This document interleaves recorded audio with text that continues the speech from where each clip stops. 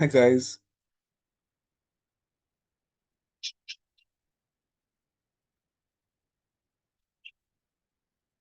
No answer. Hello guys. Yes, sir. Yeah. So let me just apologize again. They asked me to work on research day to moderate a session. Um, I told them yes because when you work in an organization and them ask you to do something outside of your work, you have to give them a little blind. So I told them yes. 1 minute.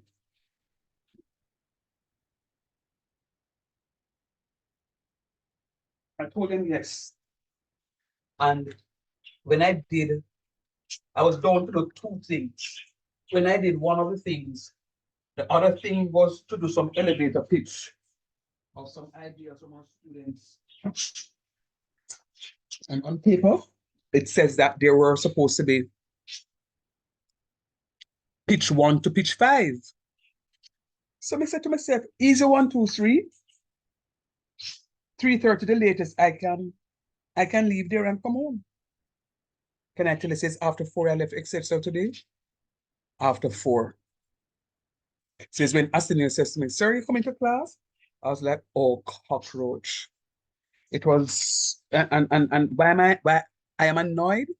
Today is the final day, and I had, but not had, I have things planned. All right, just the two of you. Oh, information. So I spoke with, well, I can say, I think, to answer asking phone, please, guys. Let her know that is in the Zoom class. Um, where was I? So I spoke with exams. I'm not exams, finance. I think Tristan and Simon, you are fine. What I will ask you to do is also confirm with finance tomorrow again. And there's one other person that is fine.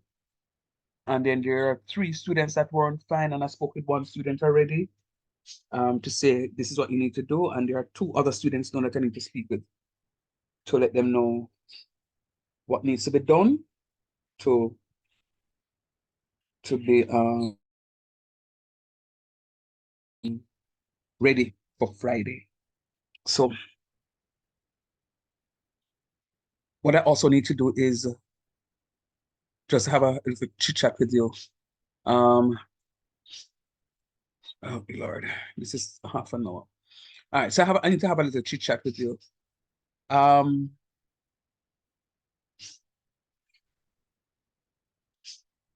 Words of encouragement, my expectations of you, um, however you want to call it. However you want to call it. Oh, the thing shut down on me. Oh no, it didn't. However you want to call it. No,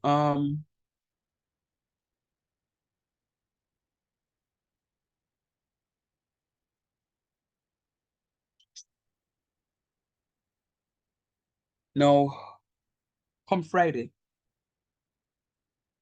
this is what I expect to happen. Come Friday, when you go into your face-to-face exam, I'm going to ask you not to start the multiple choice questions at first.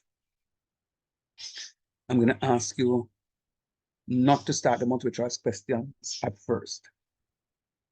That's my recommendation. You don't have to follow it, but this is what I'm strongly recommending. What I'm going to be asking you to do is to look at your question paper, go through the question paper thoroughly, and having done that, I'm going to ask that you select your questions appropriately. I want you to select your questions appropriately. No, there are going to be 4 questions on the paper.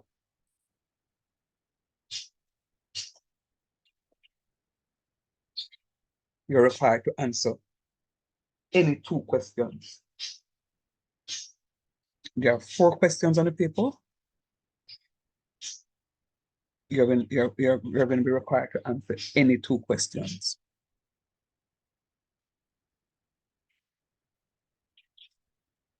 In Jesus' name, select your best 2 questions. In Jesus' name, select your best 2 questions.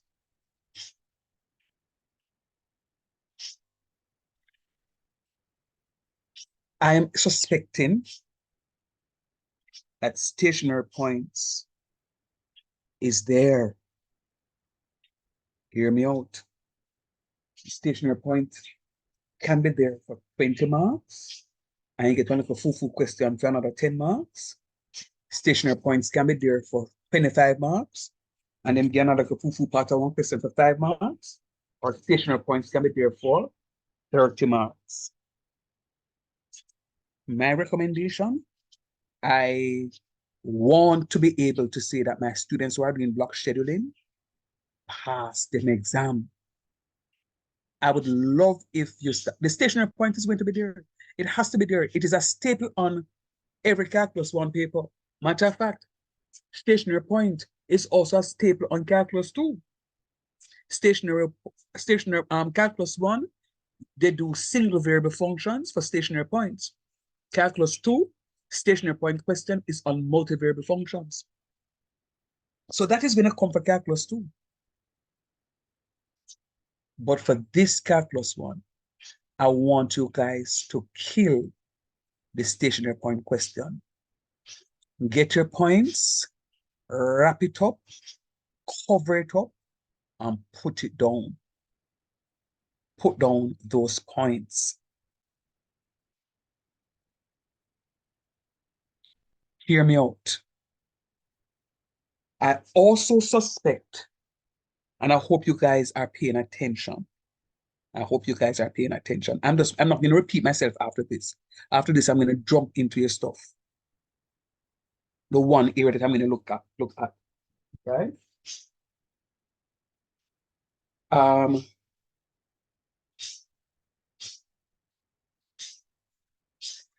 Now,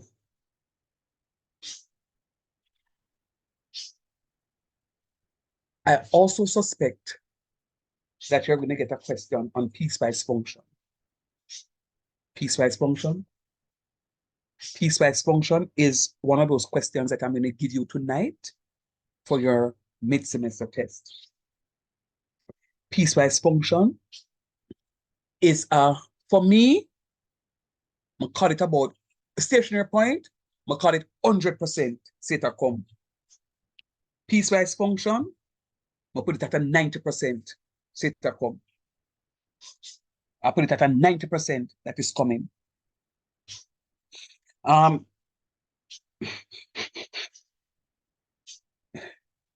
They can give you questions like the implicit differentiation that I spoke to you about briefly at the end of the class. That that can come. I could look at a 1 question on that tonight. If I don't get a chance to look at the 1 question, I can send the question to you. Your first principles differentiation, your differentiation on a whole. Those can come. Area under the curve, we have done those. We have done those. That also can come.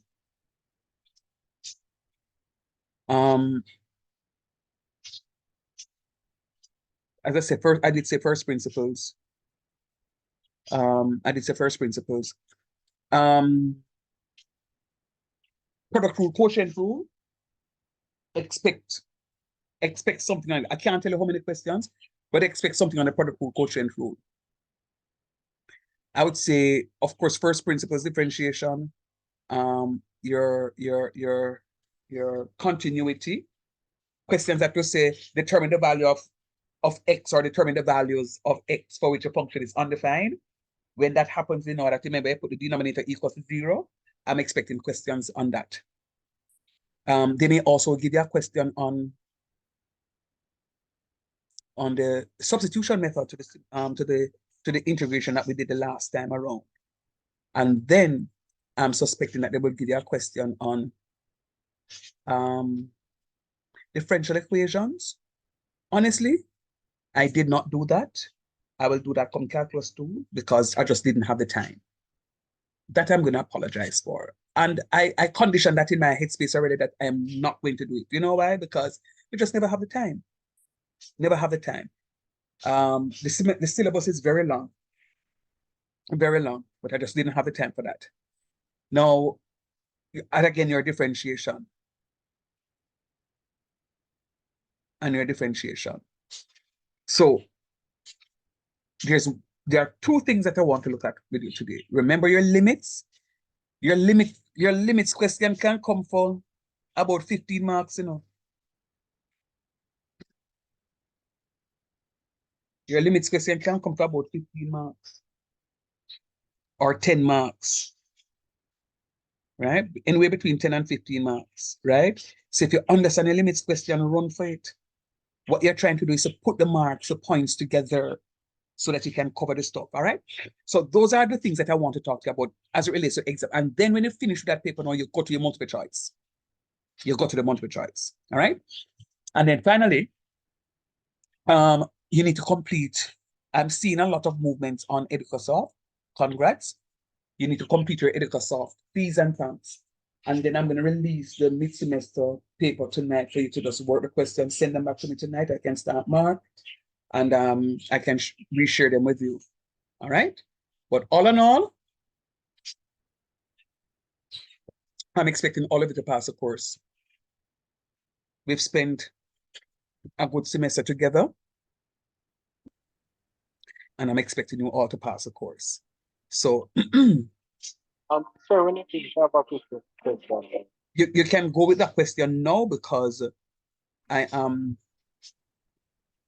just going to find that one question that I need to go through with you and call it a day. Go ahead, Papa. All right, so for the 20% of the course, we're taking all of the EducaSoft pieces. Yes, my son. Every one of them. So Because I can't tell you, say, you need to do just this 2 or this 3. It's all of them that are going to the stuff. sir, I've just one issue. Say it again. I didn't hear that. I've just one problem, sir. I started What? up, but class started. I never realized it was a quiz, and I closed it off. And then eventually, when I went back on it, I attempted only one question. Not a problem. Not a problem, Maria. I can reopen it for you, Papa. That's what you're asking me? Yes, sir. Please. That's a easy one, sir. I can do that for you. Not a problem. Oh crap! What am I looking for? Ha ha ha ha. All right, so I just need to go with one thing. What I'm going to go through with you tonight, it's really not difficult, and it is something that, you know, thank you, Lord. I may do 2 things with you. I know I did it before, but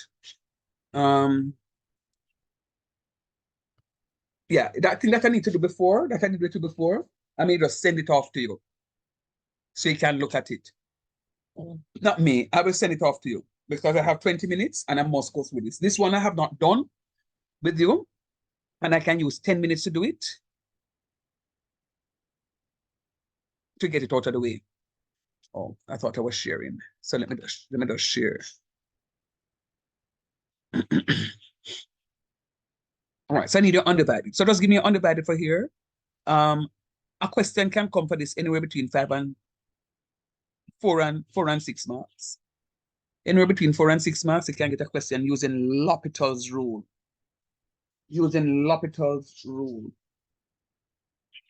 Right? Anywhere between 4 and 6 marks, using L'Hopital's rule. Here goes. It says Unit 1, we were introduced to the concept of limits and the indeterminate form. That's Unit 1. I could not have done this topic in Unit 1 because we never did any differentiation, right?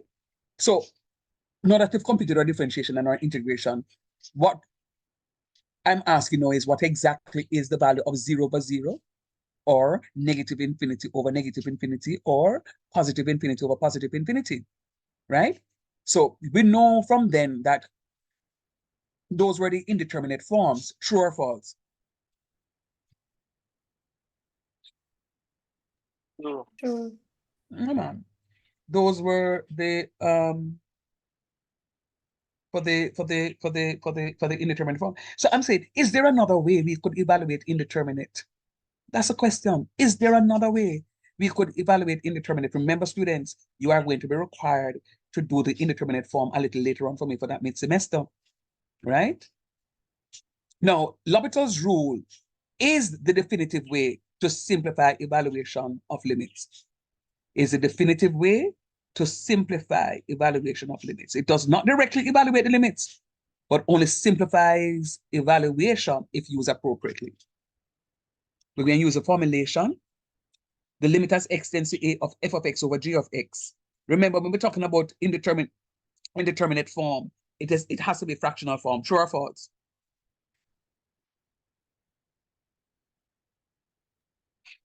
True, sir. Yeah, man. So it has to be the fractional form. Once it is that we talk about indeterminate, it has to be the fractional form.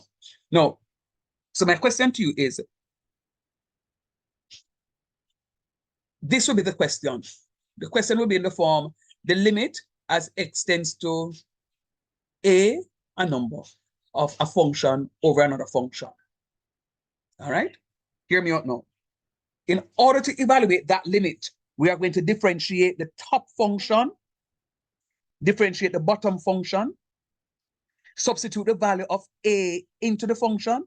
If we still get the indeterminate form, we're going to find the second derivative of the top part again, and find the second derivative of the bottom part, substitute the limit in the function. If we get an indeterminate form, we're going to find the third derivative up here, so the third derivative down here, so substitute it. If we still get the indeterminate form, we're going to find the fourth derivative. You get the gist of what I'm saying yet? So we're simplifying. Right. So what it is that we're doing, we're finding the differential of both the numerator and the denominator. See the function here now? But when we're using this rule, and the question will say, by using L'Hopital's rule,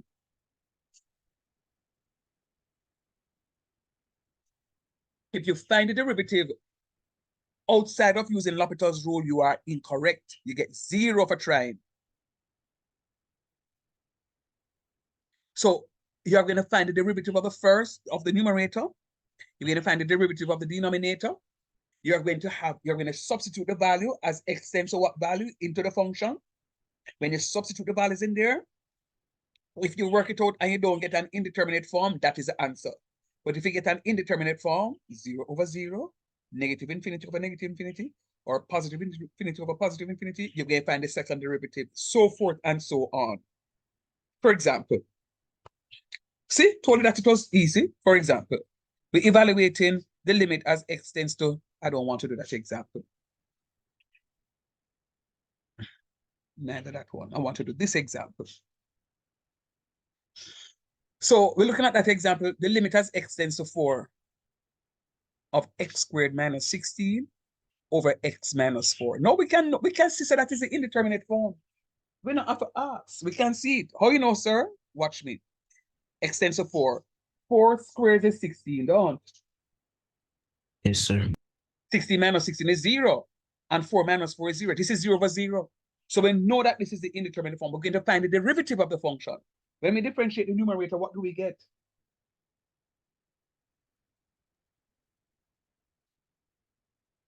Talk to me nice, man. When you differentiate the numerator, what do we get? 2x. 2x. Very good. When we differentiate the denominator, what we get? Looks like 1. It looks like 1 to me too. And so we have 2x over 1, which is just really 2x. And when you substitute 4 into 2x, what you get?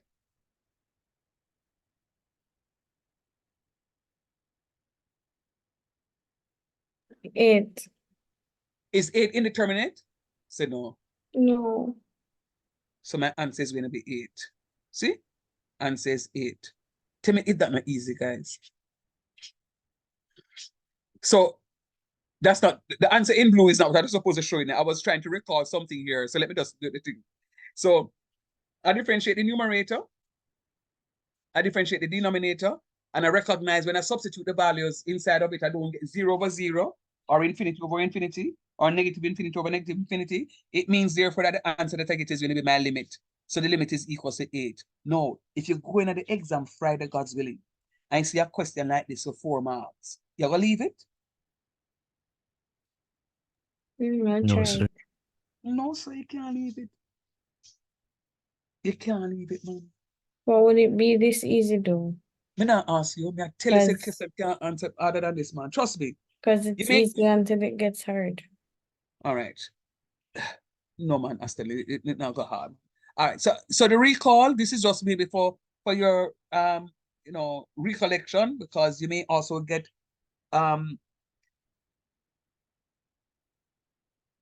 questions of a different nature, where they ask you to find the limit of this function. Remember, when you find the limit of the function, we already worked this out and know that it was the indeterminate form. So we recognize that we have to either simplify, rationalize, or factorize. When we factorize the numerator, we can see that x squared minus 16 is a difference of squares. So we have x minus 4 times x plus 4 all over this x minus 4. Then we recognize that we can go ahead and cancel out the x minus 4. So when we cancel the x minus 4, we are left with x plus 4. And then now when x tends to 4 for the limit here, we're going to say 4 plus 4, which is equal to 8. So you recognize, if we do it normal, we will get the same answer. But let me caution you on something, guys. Let me caution you on something. There are students who don't read the instructions, and the instruction would have said, by using L'Hopital's rule, evaluate. And you go ahead and use your preferred method, and you get the correct answer, but you end up getting 0 for the question, because you would not have followed their instructions. So if the question don't tell it, say, and if the question don't tell if you use L'Hopital's rule, don't use it, because that is a little bit more tedious than any other rule. And it is finished. I didn't even prepare another question for you. That's the differential equation that I prepared, first order differential equation, but I'm not doing it. I'm not going to be doing that with you now. I'll do that in calculus 2. So you make sure say come over to calculus 2 for it. Do me a favor. Does anyone have a past paper with L'Hopital's rule on it? So we can do another question on it.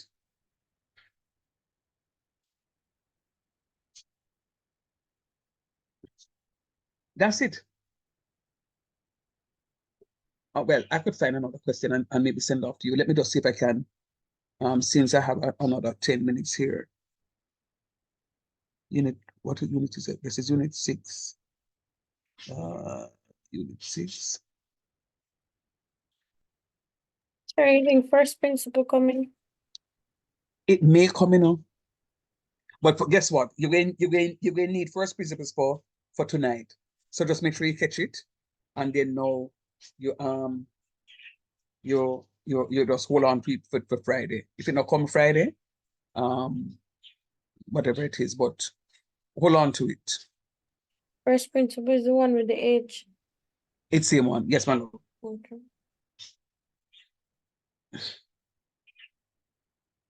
All right, let me just show you one thing here quickly. We've done it before, but I'm not too sure if I did the last part. But Shamari did remind me that, yes, sir, it was done. And I think Simon also agreed that it was done. Boy, the way me vex me give them the whole of my time at school today. And not even log on to the evening symposium. Like, you know,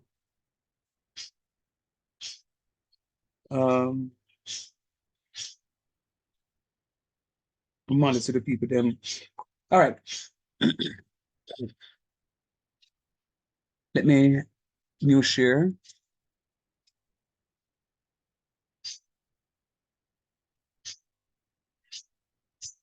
You see, it says applications of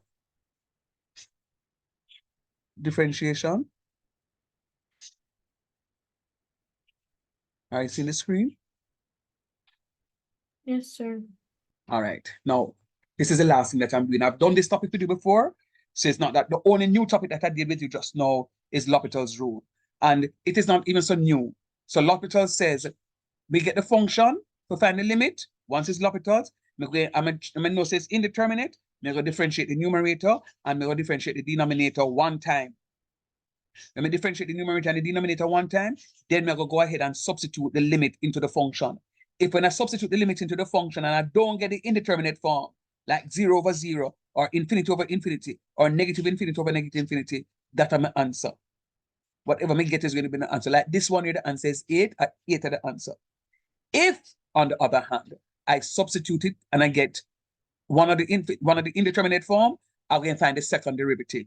I'm going to differentiate the numerator and the denominator one more time, finding the second derivative, and then I'm going to start the process. Substitute, so forth and so on. Normally, I don't think they will give you more than pass the third one. And for exam condition, I think they would have given more than pass two. More often than that, is just a one-time differentiation you have to do. Forget the question, done up. All right. So just work with it. All right, let us look at this one and then we'll call it an evening and then I send you off in Jesus' name. And then I'm going to give you the stuff to work on for me and send back tonight. It says find the equation of the tangent to the curve. X squared plus y minus 3y squared minus 1 equals 16 at the point 1, 0. Don't worry about it. What I know I've done with you, confident that I've done with you, confirm even, is finding the derivative of this implicit differentiation. To find the differentiation of this implicit function, every time I differentiate a y, I get a dy by dx. So let me refresh your memory. This is a refresher. By the way, let me ask a question. Anybody remember this topic that we did before?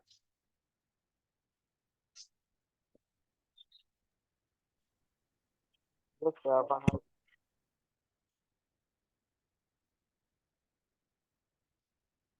I didn't hear that. Anybody remember this? No. I hear one no. Anybody else remember it?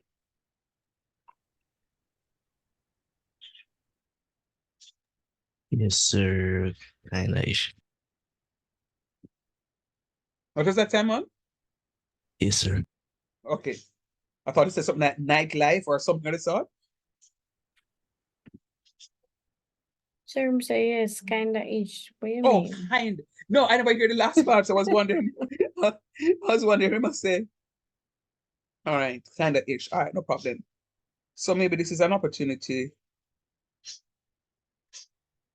Recording in progress.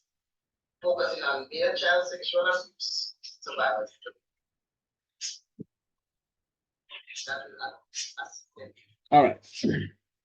Register my attendance here. See them go right now. Let's go. What time symposium finish, sir? I have no clue. But Okay. in another 5 minutes and I'm finished with you, you can go over there, go join them. All right, watch me now. I'm differentiating. Only when I differentiate the y, I'm going to get dy by dx. Every other something, it differentiate normally. So when I differentiate x squared, I'm going to get 2x. See, try to say, boom, done. 2x. Then I move to the other, because this is a chain rule, you know. Then I move to the other one, I'm going to differentiate y. No, I'm going to differentiate y. And when I differentiate y, I get 1. See it right here, so? But every time I differentiate y, I have to write dy by dx because it's an implicit differentiation. So I'm going to get 1. See the 1 here? 1, boom. Then I'm going to write down my dy by dx. Then I move on. Minus 3y squared. 2 times negative 3 is negative 6y. So I'm going to get negative 6y. But because it's a y, I'm going to put dy by dx. And that's going to be equal to, this is 16, a constant. When I differentiate a constant, I get 0. Differentiation ends here. What about the -1? Constant, 0. Okay. Differential of a constant is equal to 0. So that's gone. So let me just go through again to refresh your memory. When we're differentiating, We differentiate normally, except that when we differentiate a y, we have to put dy by dx. We differentiate normally, except when we differentiate a y, we have to put dy by dx. So work with me now. X squared, when I differentiate that, I'm going to get 2x. See it right here, so? When I differentiate y, I'm going to get 1. But because it's a y, I have to say times dy by dx. When I differentiate negative 3y squared, 2 times negative 3 is going to give me negative 6. And I reduce the power by 1, so it's going to be negative 6y. But because it's a y, I'm going to write dy by dx. When I differentiate negative 1, I get 0. When I differentiate 16, I get 0. Then I'm going to be collating all of my dy by dx. So the 2x stands alone because it's not my dy by dx. But them other two terms that have dy by dx to it, so I'm going to group them. Now factor out the dy by dx. When I take out the dy by dx from here, so what is left is 1. See it here, so? When I take out the dy by dx from here, so what is left is a negative 6y. See it right here, so? Negative 6y. So I want dy by dx alone to be on one side because that is going to be the subject of the formula. So I want dy by dx to be on this side, so I'm going to subtract 2x from both sides to get rid of it from here. See it here? So it becomes negative 2x. And then now have dy by dx is equals to, sorry, dy by dx times 1 minus 6y to be equals to negative 2x. And then I'm going to divide both sides by 1 minus 6y so that I can have dy by dx alone on it. This is up to where we got when I taught you the topic at first. Now, it says to find the equation of the tangent to the curve at the point where x equals 1, y equals 0. That's what this means. 1, 0 means x equals 1, y equals 0. So anywhere in the function I see x, I am putting 1. See here? Negative 2 times 1, boom, right here, so. Over 1 minus 6 times 0, 1 minus 6 times 0. So I'm substituting the values into this function. I'm going to get negative 2. Negative 2 times 1 is negative 2. Negative 6 times 0 is 0, and I'm going to have over 1. So it is going to be, the gradient is going to be negative 2. The gradient is going to be negative 2. Now it says to find the equation. To find the equation of anything, a straight line, for argument's sake, I need two things, a point and a gradient. I need a point and a gradient. They gave me the point as 1, 0. And I just calculated the gradient. They said tangent, so I'm not doing anything. If it is normal, I have to reciprocate this. But it's tangent, I use it as is. Watch me. It is y minus y1 over x minus x1. And that's what the gradient is. The gradient is going to be dy by dx. So when you're in little school and you're finding the equation of a straight line, I put y minus y1 over x minus x1. Or really the gradient you're finding out. It's really the gradient you're finding. So y minus y1 over x minus x1 is equal to the gradient. We know that the gradient in this case is negative 2. Watch me. Y minus y1. You have x1 and you have y1. So it's going to be y minus 0. Instead of y value. Y minus 0 over x minus 1. X minus 1. And that is going to be equal to the gradient. So the gradient here, negative 2, is the same thing as negative 2 over 1. If you recognize, I put it back in this form as negative 2 over 1 here, because whenever I have two fractions separated by an equal sign, what do we do? Always.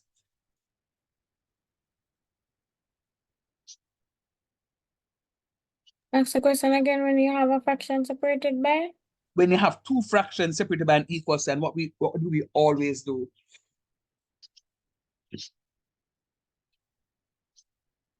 I don't remember. Cross multiply. No. Talk truth. I wasn't thinking that small. Yeah, man. So we can cross multiply. So this 1 is going to multiply by the y minus 0. See here, 1 times y minus 0, and is equal to negative 2 times x minus 1. Right here, so. And 1 times y is y. 1 times 0 is 0, so we'll throw that out. Negative 2 times x is negative 2x. And negative 2 times negative 1 is positive 2. That is my answer. Done. Can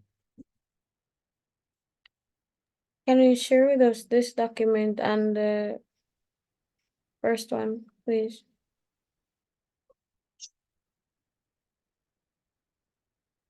The hospital or whatever that word is. Rule. Always. I will most definitely. Give me half a second, actually. Right.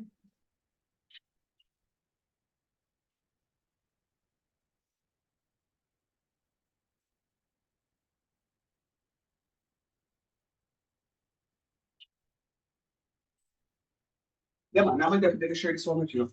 Let me just I know this is 5 past, but give me half a second. Let me just show you the difference with two things.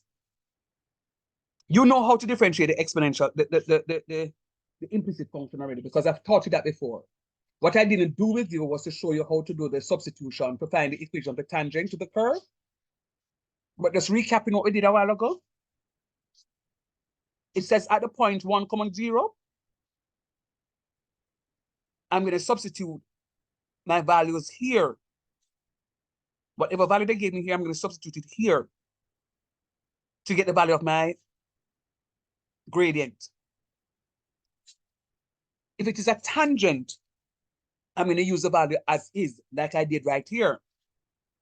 Then now to find the equation, I'm going to need two things, point and gradient. Substitute it in this formula, y minus y1 over x minus x1. And then we'll work out your answer. Final thing for class tonight is, what did they ask me about the normal? You see up here, so they asked about tangent. What did they ask about the normal? Do we do the same question, sir? Let us check. We're differentiating this implicitly.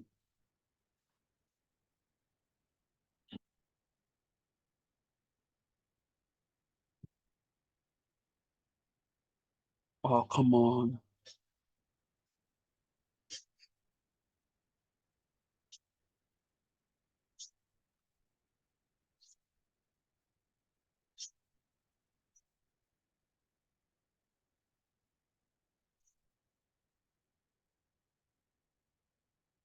So watch me now. We're wrapping up. Watch me now.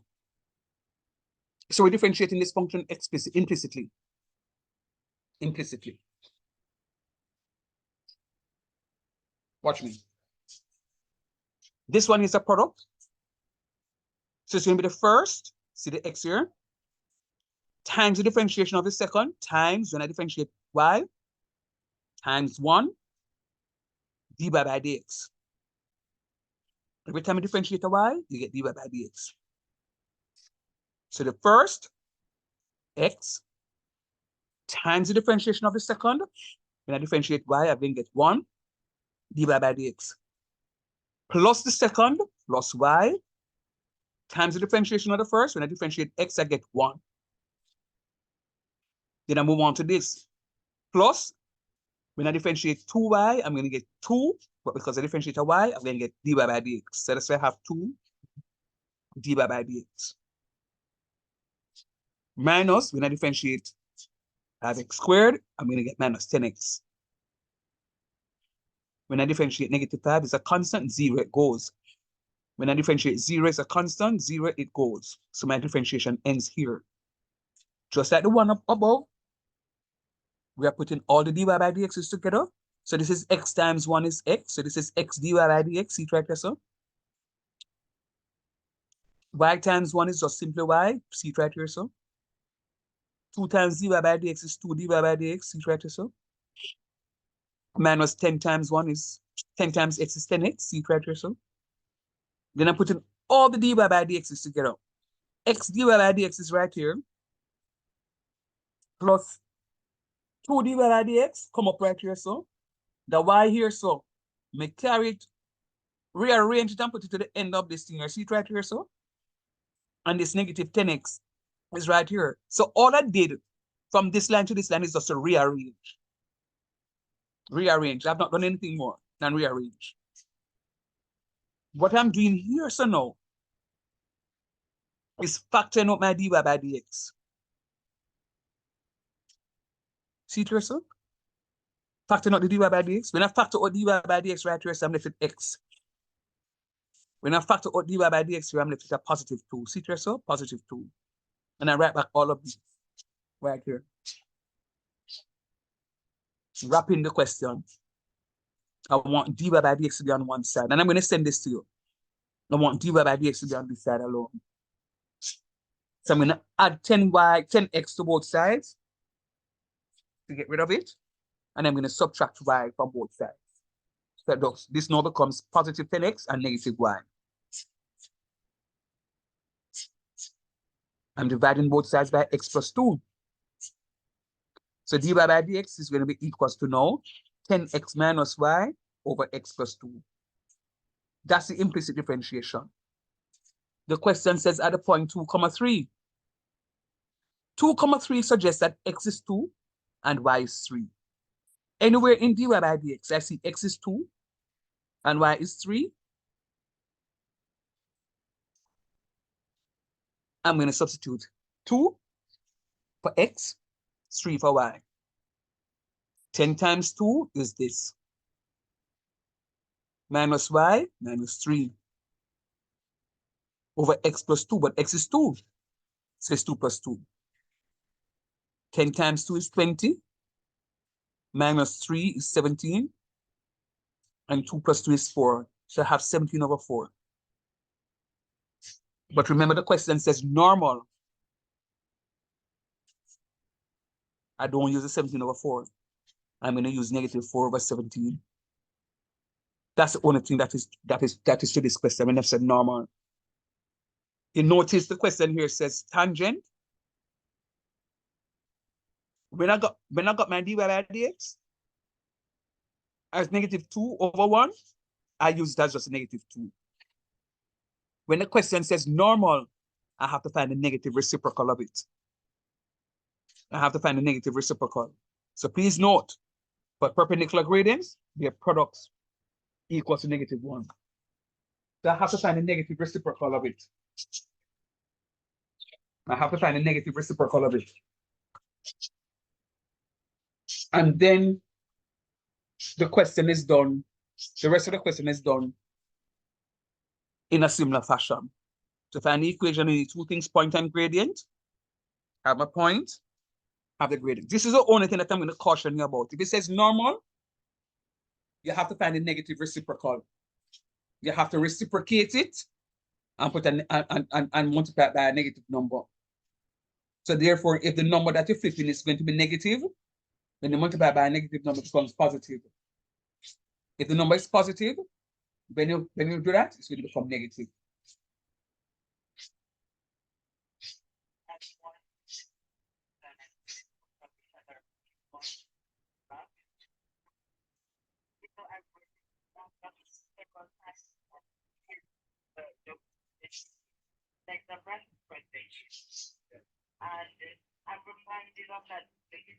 All right.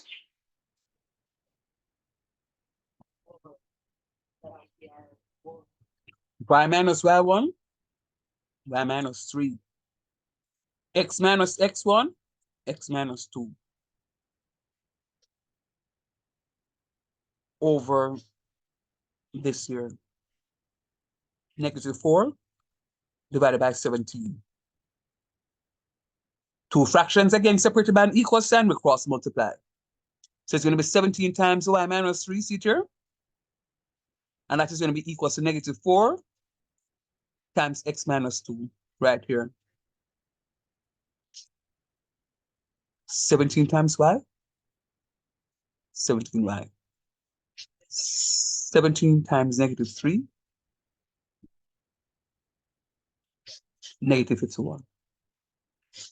Negative 4 times x is negative 4x. And negative 4 times the negative 2 is a positive 8. We want to isolate the y's. This is 17y. This equals to this negative 4x plus this 8 And then I'm going to add 51 to both sides. So the 51 is going to be here now as a positive 51. Not negative again, but a positive 51. And 8 plus 51 is 59. Question kind of finish here, but because I'm in the form y equals mx plus c, the equation of a line, I'm going to divide through by 17, and my answer ends right here. And that's where I'm going to end the class. If you have questions to ask me, if not, I'm going to send you the L'Hopital's and these 2 examples. But let me just wrap something up. If they ask you for the tangent, you are going to use the gradient as it is. If they ask you for the normal, you are going to find the negative reciprocal of the gradient.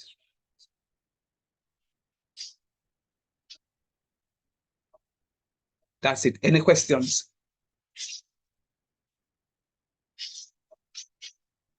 Sir, do you know the venue of the exam, if it's at Eureka or main campus? Excellent question. It's a pity that you never thought of the question before, so I could have checked it out when I was on campus earlier. But please do remind me tomorrow, Simon, or anybody else, so when I go on campus tomorrow, I can check it out.